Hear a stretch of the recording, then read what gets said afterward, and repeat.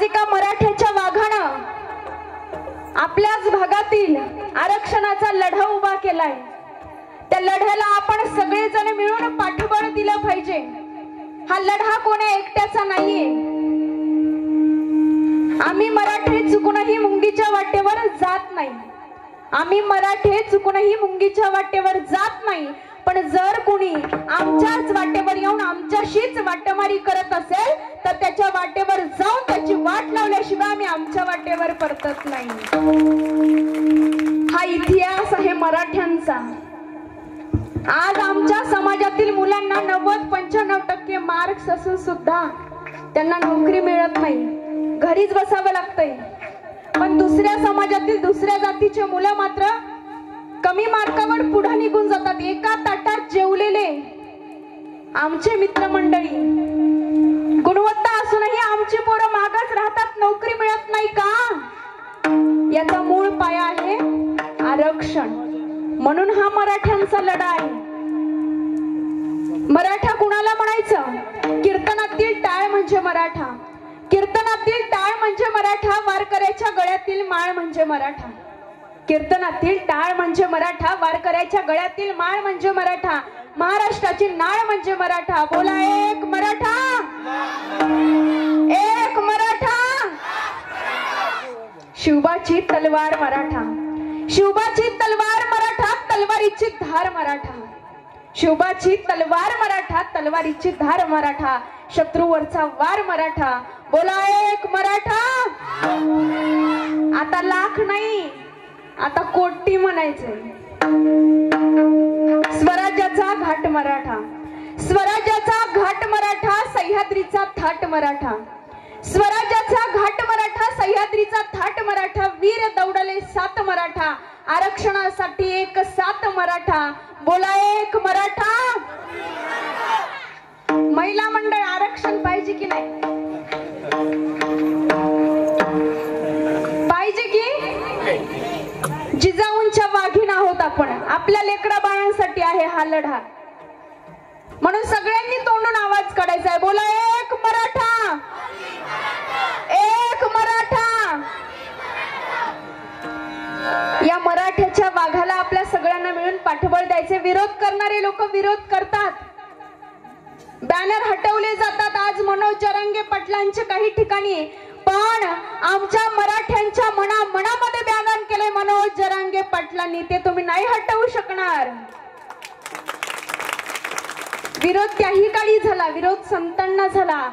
देहू मध्ये जन्माला आलेले आमचे तुकोबराय, तुकाराम तुकाराम नाम घेता कापे यम, धन्य तुकोबा समर्थ, जेने केला हा पुरुषार्थ, जळी दगडा सहित वह्या, तारिल्या जैशाला ह्या, मने रामेश्वर भट्ट द्विजा, तुका विष्णू नाही दुजा। अशी ज्यांची ख्याती आहे, तुकाराम तुकाराम दो नाम एक अंग, उनका सेतु भंग या इनका सेतु अभंग असं म्हटले। बघा, त्रेतायुगात एक सेतू बांधला रामरायांनी, काळाच्या ओघात तो सेतू भंग पावला, पण या तुकोबरायांनी, या रामानं जो अभंग नावाचा सेतू बांधलाय तो आज 450 वर्षानंतर सुद्धा तुमच्या माझ्या मनावर अधिराज्य गाजवतोय। महाज्ञान देती जयाला, जया अभंग नाही असे ते अभंग। विठ्ठल विठ्ठल।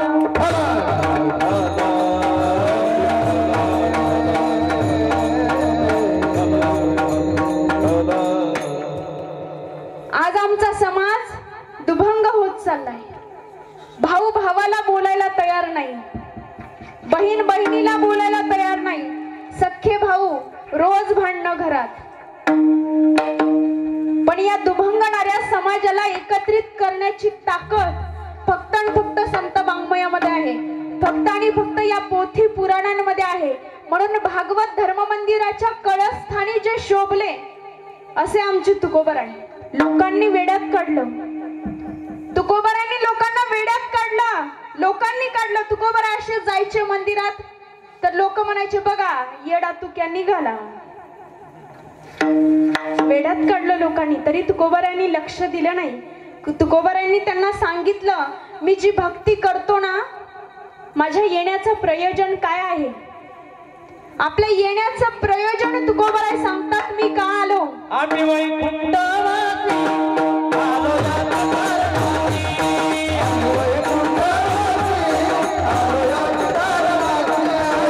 आम्ही वैकुंठवासी आलो या दारावरती. पाच भाव वर्ताया काढू तसाच महाराज आडराणी भले जग. काढू तसाच महाराज आडराणी भले जग.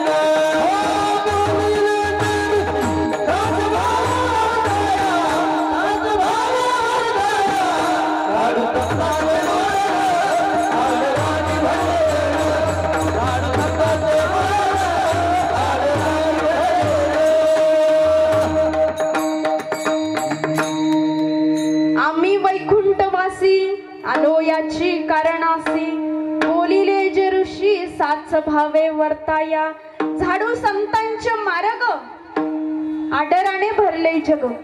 आपल्या येण्याचं प्रयोजन तुकोबराय सांगतात मी का आलो. आणि आल्यानंतर सगळ्या संत मंडळीमध्ये प्रमुख ठरले, प्रातस्मरणीय ठरले यच्चयावत जीवाच्या शाश्वत कल्याणाचा विचार भारतीय संस्कृतीने मांडला. त्या संस्कृतीचं प्रतिनिधित्व करणारे अनेक संत समाजात झाले, पण त्या संताचंही प्रतिनिधित्व ज्यांनी करावं असे आमचे तुकोबराय. लोकांनी वेड्यात काढले. तुकोबराय जायचे मंदिरात भजन करायचे तर लोक काय म्हणायचे, बघा बघा येडा तू क्या रात्रंदिवस टाळ कुटत बसतो. लोकांनी वेड्यात काढला. आमच्यापैकी सुद्धा एखादा तरुण व्यक्तिमत्व कीर्तनाला जायचं म्हटलं तर लोक म्हणतात कीर्तन ते काय तरुणाचं काम आहे वय, म्हाताऱ्या माणसांनी करावं. ज्याला काही येत नाही अशांनी कीर्तन करावं, ज्याला काही काम नाही अशांनी भजन करावं असं लोकांना वाटतंय. पण असं आहे का हो? नाहीये. तुम्ही आम्ही सगळे या मार्गावरचे पाईक आहोत, या वाटेवरचे पाईक आहोत. हे तुमचं आमचं सगळ्यांचं भाग्य आहे. नामदेव महाराज म्हणाले, जन्मोजन्मी आम्ही बहु पुण्य जन्मोजन्मी आम्ही बहु पुण्य केले. जन्मोजन्मी आम्ही बहु पुण्य केले. तेव्हा या विठ्ठले कृपा केली. तेव्हा या विठ्ठले कृपा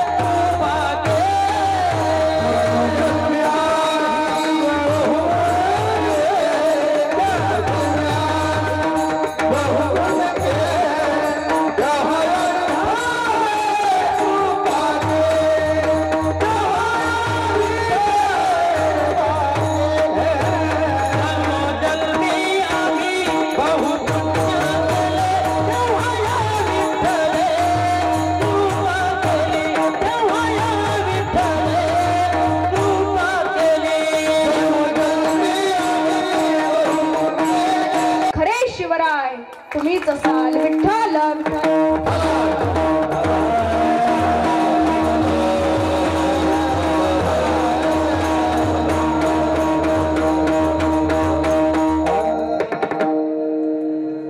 त्रास शिवरायांना झाला, त्रास तुकोबारायांना झाला, त्रास ज्ञानोबारायांना झाला. आज त्रास मनोज जरांगे पाटलांना सुद्धा होतोय. मनोज जरांगे पाटील मॅनेज होत नाहीत, मनोज जरांगे पाटील फुटले जात नाहीत, मनोज जरांगे पाटील विकले जात नाहीत. म्हणून मनोज जरांगे पाटलांना बदनाम करण्याचा प्रयत्न केला जातोय. पण आता सावधान रहा मराठ्यांनो, आता लढाई अंतिम टप्प्यात येऊन पोहोचलीये. आपल्याला मराठ्यांची ताकद येणाऱ्या निवडणुकीमध्ये सरकारला दाखवून द्यायची. आता शांत नाही बसायचं. येणाऱ्या 30 तारखेपर्यंत आपल्या गावातील यादी जरांगे पाटलांनी जसं सांगितलंय तसं त्यांना नेऊन द्यायची. आपलं जसं मत आहे आपल्याला आता तुमचे पक्ष, तुमचे नेते, तुमचे प्रेरणास्थान, तुमचे खासदार साहेब, तुमचे भैया साहेब चुलीत घाला. ते एकही नेता तुमचा काहीच कामाचा नाही. जर तुम्हाला समाजापेक्षा पक्ष आणि बापापेक्षा राजकीय नेता मोठा वाटत असेल तर तुमच्या येणाऱ्या पिढ्या बर्बाद होतील. म्हणून आता सावध व्हा. आता आमचा कोणता पक्ष नाही, आमचा कोणता नेता नाही, आमचा एकच पक्ष, आमचा एकच नेता, ते म्हणजे मराठा आरक्षण आणि मराठा आरक्षण, मराठा आरक्षणच. आज आमच्या लेकरांची अवस्था काय झाली? 90-95 वाला म्हशीच्या मागे जातोय, 40-45% वाला डॉक्टरच्या खुर्चीवर. हा कुठला न्याय आहे? तुम्हाला एक गोष्ट सांगते छोटीशी. एकदा जंगलाला भयान आग लागलेली असते, भयान आग लागते जंगलाला. सगळे प्राणी धावत जातात, हत्ती, घोडा, वाघ, सिंह सगळे सगळे आपापला जीव वाचवण्यासाठी धावत जातात. भयान आग जंगलाला लागली आणि अशा वेळी एक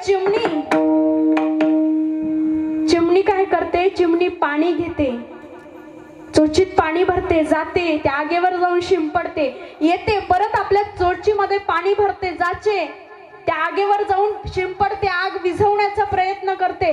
चिमणी अशी खूप वेळा करते, येते आपल्या चोचीत पाणी भरते, जाते आग विझवते, परत येते, परत आपल्या छोट्याशा चोचीत पाणी भरते, परत जाते, परत आग विझवते. हे सगळं बघतो एक मोठा हत्ती आणि हत्ती म्हणतो, चिवताई तू केवढूशी, तुझी चोच केवढूशी, त्याच्यानं ती आग विझणार आहे वय?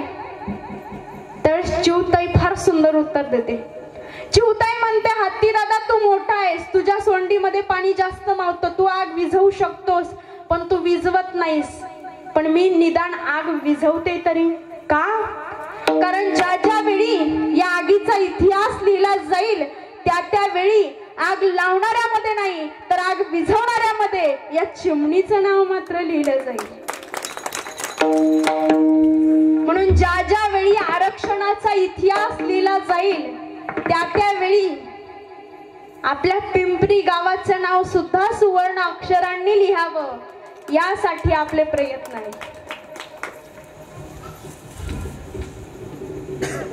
त्रास ज्ञानोबरायांना झाला, जगाच्या कल्याणा संतांच्या विभूती, देह कष्टविती परोपकारी. जगाच्या कल्याणासाठी संत येतात, पण त्यांना किती त्रास होतो, किती त्रास होता माझ्या महावैष्णव ज्ञानोबरायांना.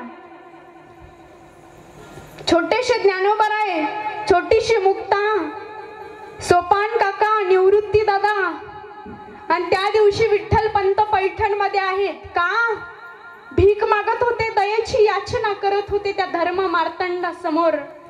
माझ्या मुलांच्या मुंजी होऊ द्या, त्यांना समाजात वागता येऊ द्या, त्यांना वाळीत नका टाकू, तुम्ही द्याल ना ती शिक्षा मला मान्य आहे, माझ्या मुलांच्या मुंजी होऊ द्या. समोर गोपाळ शास्त्री, गणेश भट्ट समोर बसले, त्यांनी सांगितलं एकच शिक्षा आहे तुम्हाला विठ्ठल पंत, एकच, देहांत प्रायश्चित. देहांत प्रायश्चित शब्द कानावर आले, विठ्ठल पंताचं शरीर थरारलं, कागद घेतलं, जप जप जप जप पावलं टाकत आपल्या सिद्धबेटीच्या दिशेनं आले. रुक्मिणी माता दिवाबत्ती करून विठ्ठल पंताची वाट बघत बसली. आलात स्वामी? काय निर्णय झाला? काय सांगितलं त्या धर्म मार्तंडांनी? आता होणार ना आपल्या मुलांच्या मुंजी, आता घेतील ना त्यांना समाजात? हो घेतील, घेतील रुक्मिणी, पण त्यासाठी एक करावं लागल.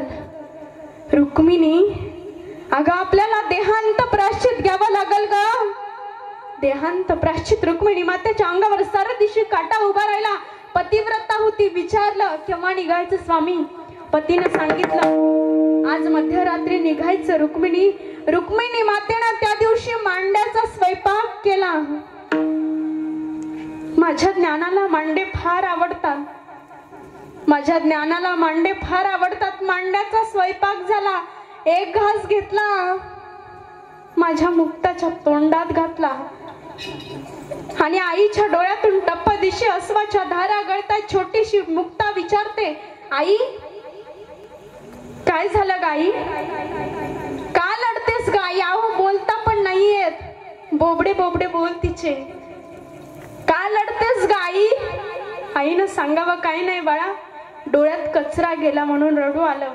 एक घास घेतला, ज्ञानदादाच्या तोंडात घातला, एक घास घेतला सोपान काकाच्या तोंडात घातला, एक घास घेतला निवृत्ती दादाच्या तोंडात घातला. मुलं जेवली, मुलं झोपी गेली. रुक्मिणी मातेनं शेवटचा घास घेतला. रुक्मिणी माता झोपी गेल्या. विठ्ठल पंतांनी वात वर केली, दिवाबत्ती केली. विठ्ठल पंतांना त्या रात्री झोप नव्हती बरं. रात्रभर फक्त आपल्या 4 लेकरांकडे बघत होते. झोप नव्हती त्या रात्री त्यांना. 2 कागद घेतले, शाई घेतला, बोडू घेतला. बोडू शाईत बुडवला आणि भरभर भरभर भरभर 2 पत्र लिहिली. एक लिहिलं त्या धर्ममार्तंडासाठी आणि दुसरं लिहिलं माझ्या ज्ञानदादांसाठी. पत्र देव्हाऱ्यात ठेवलं आणि विठ्ठल पंतांनी रुक्मिणी मातेला आवाज दिला, रुक्मिणी उठा, जायची वेळ झाली. रुक्मिणी उठा. रुक्मिणी मातेच्या अंगावर माझी मुक्ता हात टाकून झोपली होती. अरे जगातली पहिली आई आहे जी आपल्या लेकीचा हात बाजूला सारून देहांत प्रायश्चित घ्यायला जाते. जगातली पहिली आई. मुक्ताचा हात बाजूला केला, ताटी बाहेर पाऊल टाकलं. रुक्मिणी मातेचे पाय ओढत नव्हते, वळून फक्त लेकरांकडे बघत होती. विठ्ठल पंत बोलते झाले, रुक्मिणी नाही यायचं तर नका येऊ, जीव गुंतला ना तुमचा. नाही हो, मी तुमची पत्नी नाही रडत. या छोट्या छोट्या लेकरांची आई रडते हो. माझा ज्ञाना मोठा आहे, माझी सोपान मोठा आहे, माझा निवृत्ती मोठा आहे, पण माझी मुक्ता छोटी शेव, तिला चोळीची गाठ पण नाही बांधता येतो. छोटी शे माझी लेक. झप झप पावलं टाकत आळंदी मध्ये आले. त्या इंद्रायणी नदीच्या पात्रामध्ये स्वतःला समर्पित करून घेतलं, देहांत प्रायश्चित घेतलं. का तर आपल्या 4 मुलांना न्याय मिळावा म्हणून. दुसरा दिवस उजाडला. ज्ञानदादा उठले. ज्ञानदादांनी बघितलं देव्हाऱ्यात एक पत्र दिसलं. पत्र वाचलं. ज्ञानदादांनी हंबरडा फोडला, आई आई ए बाबा म्हणून डसा डसा रडायला लागले ज्ञानदादा. मुक्ता धावत धावत आली. सोपान धावत धावत आला. दादा काय झालं रे, का रडतोस रे? मुक्ते सोपाना, आता आपल्याला आई नाही राहिली ग, आता आपल्याला बाबा नाही राहिले. रडत होते. पहिला दिवस गेला, दुसरा, तिसरा, चौथा, 5वा, 6वा दिवस उजाडला. माझा ज्ञानदादा भिंतीच्या आडवशाला बसलाय. माझी मुक्ता खांबाला टेकून बसली. माझा सोपान काका पायरीवर आहे. एकाच ठिकाणी टक लावून बघणारे हे सगळे 4घे भावंड. आई वडील नाही राहिले. 7 दिवस झाली. ज्ञानदादाचं लक्ष गेलं मुक्ताकडं. ए मुक्ता, अजूनही रडतेस मुक्ता? काय झालं मुक्ता? कुणी काही बोललं का ग तुला? नाही दादा. मुक्तानं सांगावं. नाही दादा, कुणी नाही बोललं. मुक्ता, भूक लागली का? नाही दादा.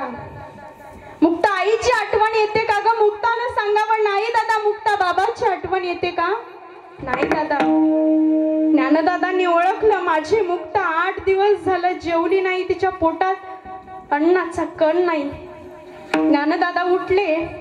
थांब मुक्ता, आता जातो मधुकरी घेऊन येतो. मुक्ता धावत धावत आली. ज्ञानदादाच्या गळ्यात पडली. डस डस डस हंबरडा फोडला.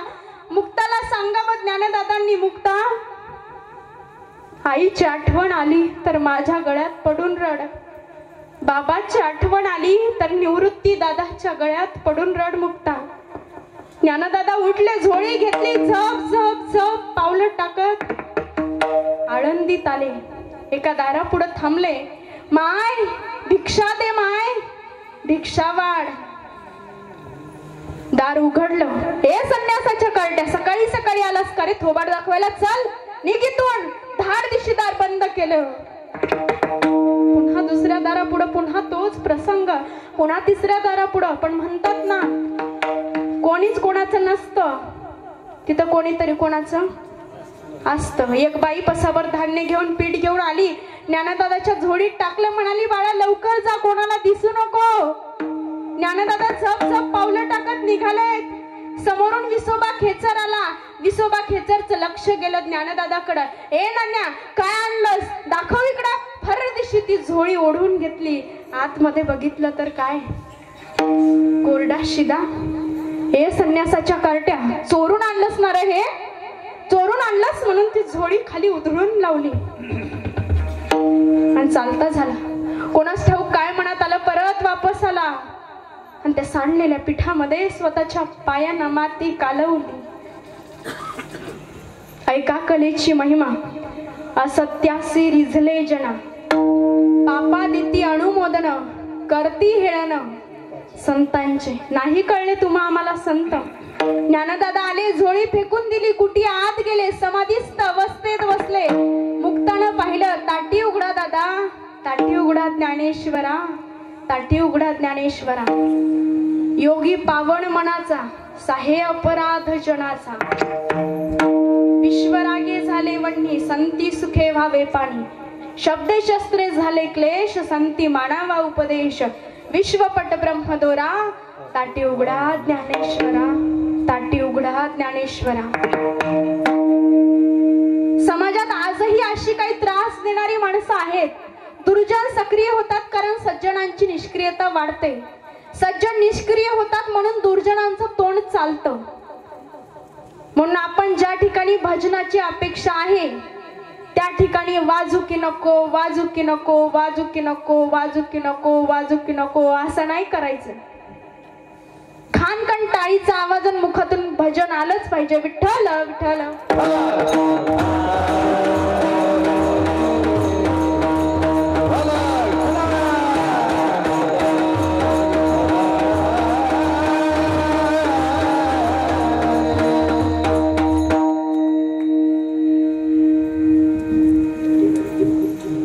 आजही समाजात अशी त्रास देणारी माणसं सुद्धा आहेत, पण यांच्यापासून सावध राहिलं पाहिजे.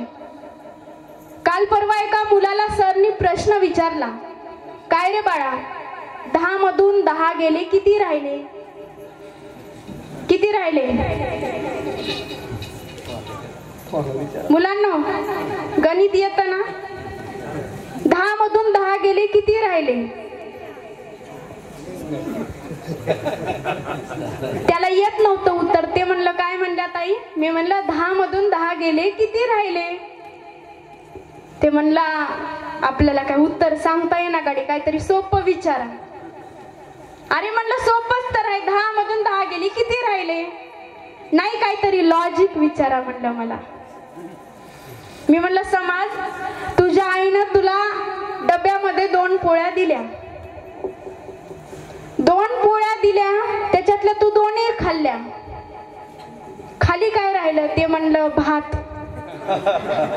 विठ्ठल विठ्ठल.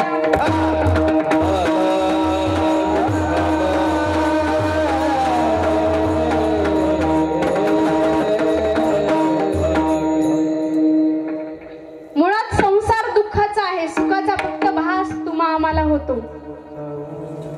हा सगळा संसार दुःखाचा आहे, सुख मात्र येत जात राहतं. एकाला विचारलं, दुःख नेहमी आपल्या सोबत राहतं पण सुख येत जात राहतं, याला इंग्लिश मध्ये ट्रान्सलेट कर म्हणलं. चांगलं हुशार होतं. दुःख नेहमी आपल्या सोबत राहतं पण सुख मात्र येत जात राहतं, याला काय म्हणतात म्हणलं? इंग्लिश मध्ये ट्रान्सलेट कर. ते म्हणलं, wife always stage with me, girlfriend comes and goes. Vitthal Vitthal.